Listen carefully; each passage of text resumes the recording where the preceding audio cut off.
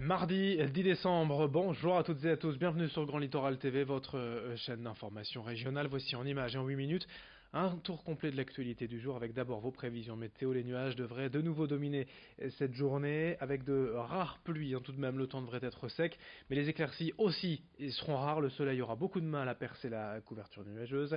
Les températures seront fraîches, en baisse aujourd'hui, 7 degrés pour les maximales cet après-midi à Calais et à Dunkerque, 8 à Boulogne et au Touquet, et toujours ce vent de secteur sud-ouest, des rafales jusqu'à 70 ou 80 km par heure. Dans cette édition, à la une forcément la mobilisation sociale et nationale contre la réforme des retraites. Des manifestations sont prévues aujourd'hui, notamment cet après-midi à Dunkerque. Et ce matin déjà des rassemblements ont eu lieu à Boulogne et à Calais. Ponctuellement des actions de blocage et de barrage filtrant sur les routes. Mais encore une fois, c'est à la SNCF que la situation sera la plus compliquée pour les usagers. Aujourd'hui, seuls 2 TER sur 10 sont prévus dans la région, un train intercité sur 6. Et les gares de Boulogne et de Dunkerque tout simplement fermées tout au long de la journée.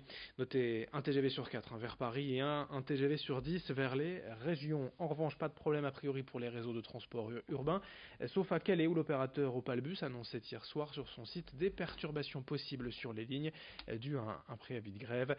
En somme, dans l'éducation nationale, assez peu de perturbations également. Parfois, quelques classes ou écoles fermées, 3% de grévistes annonce l'inspection académique.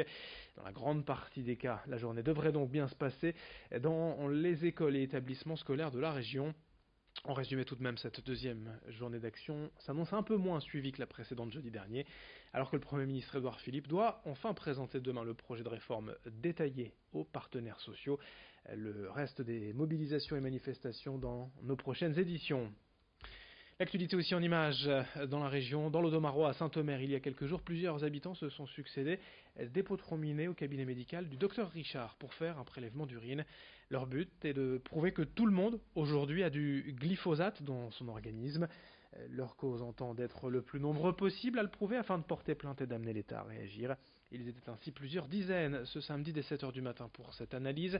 Des tests équivalents ont déjà été menés ailleurs en France et pour vous donner une idée, sur 6500 personnes, seuls 5 ou 6 n'avaient pas de glyphosate dans les urines. Explication au micro de Morgan Relan.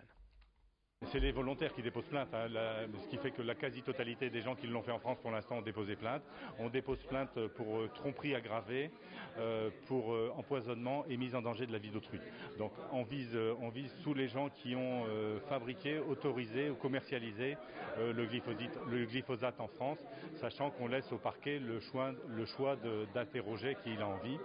Et ce qui s'est passé jusqu'à présent, c'est que les parquets locaux, ce qui va sans doute se passer à Saint-Omer, se dessaisissent des plaintes pour les transmettre au TGI de Paris, où il y a un pôle de santé publique.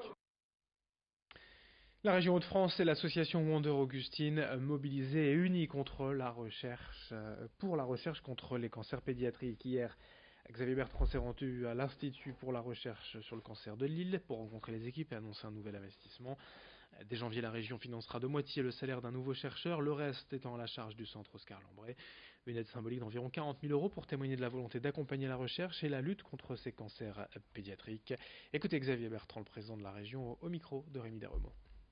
Et l'idée, c'est qu'avec un chercheur de plus, on augmenterait les travaux, on augmenterait les perspectives de découverte.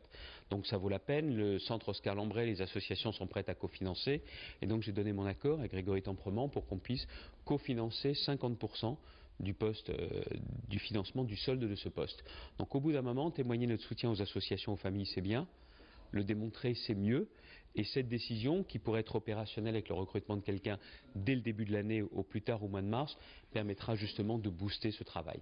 Derrière, je souhaite qu'il y ait aussi un meilleur accompagnement des familles, des associations, et la région peut se permettre aussi de faire mieux connaître le travail des associations, et puis d'avoir une stratégie régionale. Parce que ce qui va être fait ici sur la métropole, c'est pas que pour la métropole, c'est pour l'ensemble de la région, et on pourra à mon avis certainement faire davantage. Du sport aussi dans cette édition avec du football. Il y a ce soir de la Ligue des Champions le dernier match de la saison pour le LOSC face à Chelsea. Mais ce sera également le dernier match derrière un micro pour Christian Palka, la voix du sport dans la région depuis plus de 20 ans.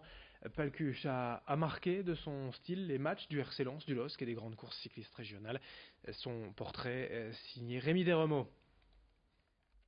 Bonsoir, bienvenue sur France Bleu Nord et sur le Facebook de France 3 Régions, les deux médias du service. Les amateurs de foot auront sûrement reconnu sa voix. Le journaliste Christian Palka est commentateur sportif pour France Bleu Nord depuis 23 ans. Un parcours atypique pour cette voix reconnaissable entre mille. Et tout commence par le vélo.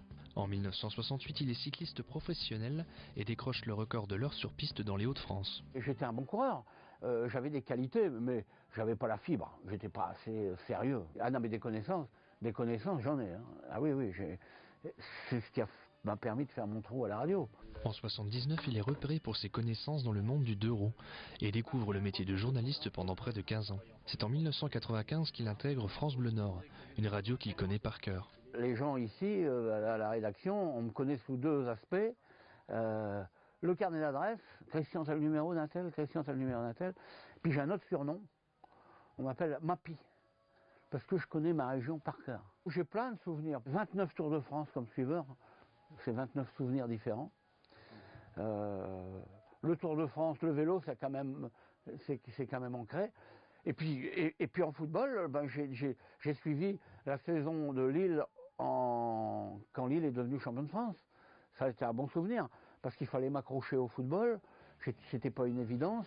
Après 23 ans à écumer tous les terrains de la région, de France et même d'Europe, sans oublier les courses cyclistes qu'il chérit tant, Christian Palka prendra sa retraite à la fin de l'année.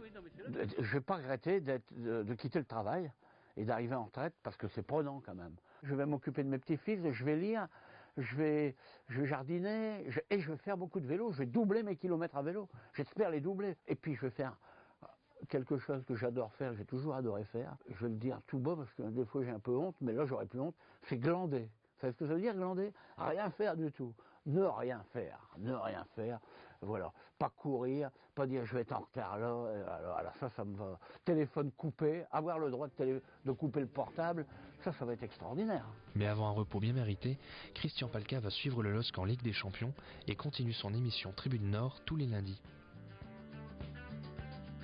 Une dernière information en sport, le tirage au sort des 32e de finale de la Coupe de France de football a été effectué hier. Les matchs auront lieu début janvier, vous le voyez. Et deux belles affiches pour nos clubs du littoral. Grande-Sainte recevra Nancy, club de Ligue 2. Et Le Portel recevra même Strasbourg, club de l'élite en Ligue 1.